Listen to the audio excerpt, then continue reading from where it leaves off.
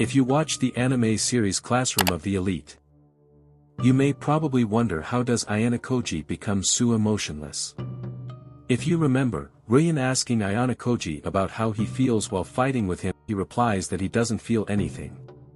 Even with all that mess around him, he doesn't even show a slight change in his emotions. How to be emotionless? How to control our emotions? Are one of the most asked questions on the internet. Today we are gonna be answering this. 1. Focus on your mind.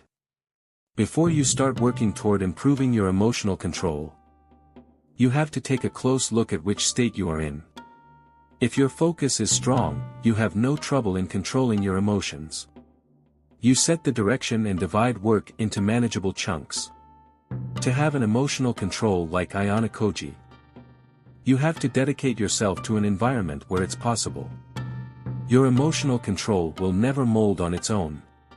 You have to be aware of your decisions and environment. Self-awareness is the first step towards your emotional control. 2. Know what activates your emotions.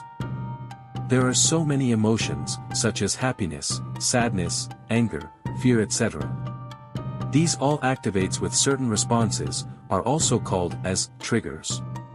The emotional triggers that almost everyone experiences can vary slightly from person to person. They could involve flashbacks to unpleasant memories, difficult subjects, someone else's words or deeds, or even your own acts.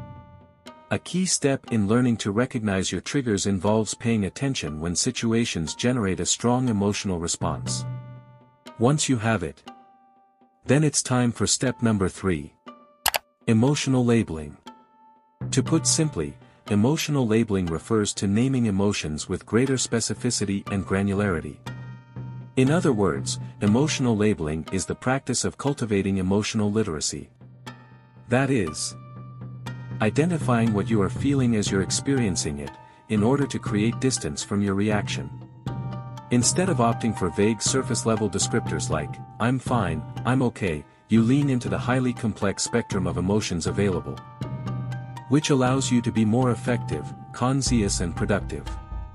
Studies shown that emotional labeling provides emotional clarity, giving you a deeper understanding of what happened, how it affects you, and helps you see the possibilities for what to do next. Be aware. Incorrectly diagnosing our emotions makes us respond incorrectly.